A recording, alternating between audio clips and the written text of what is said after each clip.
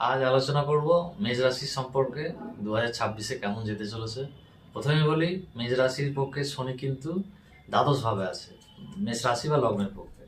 সুতরাং দ্বাদশ ভাবে আছে, তাই 7.5 শুরু হয়েছে। আপনাদের মনে কিঞ্চিত ভয়ও থাকতে পারে, কিন্তু আমি বলবো যে আপনাদের এই টাইমে 7.5 থাকতে পারে, মনে আলস্যতা আসতে পারে, কাজকর্মে আলস্যতা থাকতে পারে, কিন্তু ওভারঅল কিন্তু আপনাদের যদি কোনো হেজিটেশন থাকে, কোনো যদি দুশ্চিন্তায় থাকেন, আপনারা সেই হেজিটেশন বাদ দিয়ে সেই কাজটিই করুন। তাহলে দেখবেন আপনারা কিন্তু বহু উপকৃত হতে চলেছেন।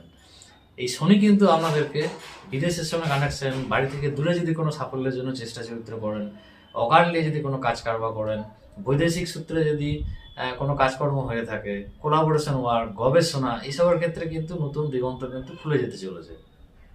দ্বাদশে শনি আছে, সুতরাং আপনাদের কিন্তু মানসিক মাথা ব্যথা কিন্তু কারণ হতে পারে।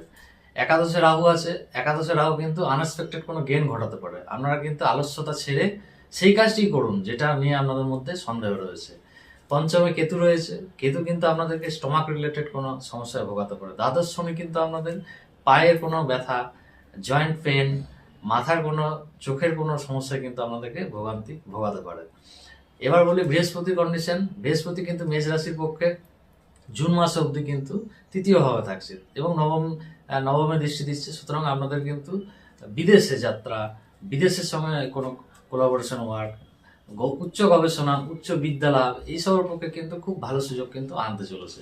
চতুর্থভাবে বৃহস্পতি যে জুন মাসের পর যাবে, এটি কিন্তু আপনার কর্মক্ষেত্রে কিন্তু অত্যন্ত শুভ ফল দেবে, কারণ শনি দশমপতি হয়ে দ্বাদশে আছে এবং এই দ্বাদশকে কিন্তু এই বৃহস্পতি কিন্তু দেখবে জুন মাস থেকে।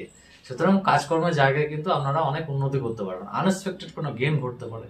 তাই মোটের ওপর বলবো, মনের ওপর কোনো সন্দেহ রাখবেন না। মনে মনে আপনার কিন্তু যেটা সন্দেহ হচ্ছে, সংকোচ হচ্ছে, আলস্যতা লাগছে, সেই বিষয়টি বেশি বেশি করে করুন। আপনারা কিন্তু অনেক উপকৃত হবেন।